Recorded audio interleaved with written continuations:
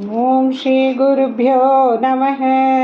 ओम नमो भगवते वासुदेवाय। ओम श्री कृष्णाय परब्रह्मणे नमः। अथ एकविंशतितमं दशकं। जम्बूद्वीपादिषु भगवतुपासना प्रकारवर्णनम्।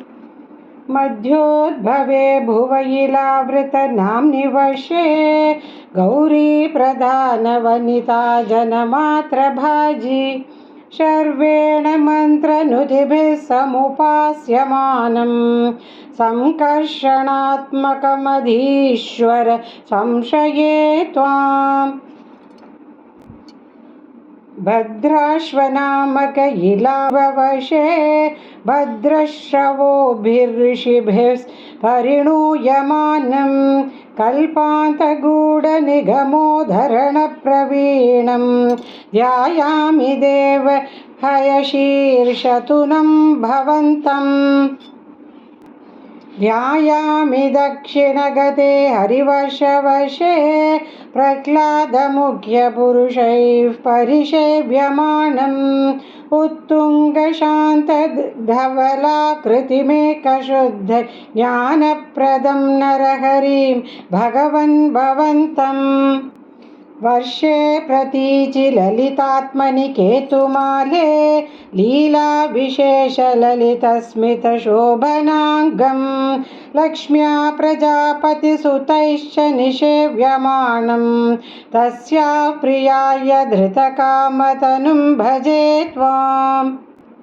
रम्येऽप्युदीचि खलु रम्यकनाम्नि वशे तद्वर्षनाथमनुवर्य सपर्यमाणं भक्तैकवत्सलममत्सरहृत्सुभान्तं मत्स्याकृतिं भुवननाथ भजे भवन्तम्।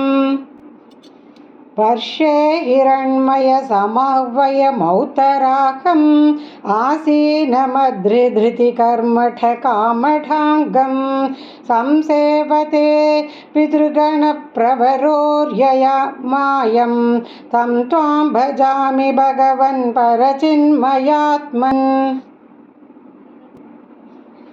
किञ्चोत्तरेषु कुरुषु प्रिययाधरण्या संसेवितो महितमन्त्रमुनुतिप्रभेदैः दंष्ट्राग्रगुष्ठघनपृष्ठगरिष्ठवश्मा त्वं पाहि विज्ञनुतयज्ञवरागमूर्ते।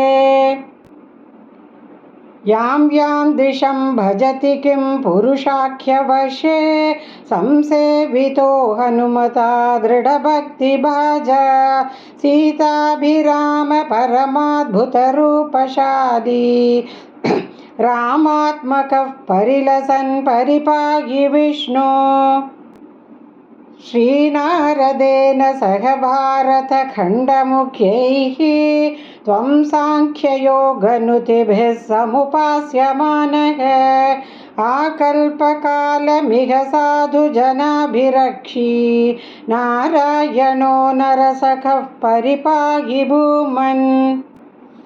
प्लाक्षेर्करूपमयि शाल्मल इन्दुरूपं द्वीपे भजन्ति कुशनामनिवह्निरूपं क्रौञ्चेम्बुरूपमथ वायुमयं च शाके त्वां ब्रह्मरूपमयि पुष्करनाम्नि लोकाः।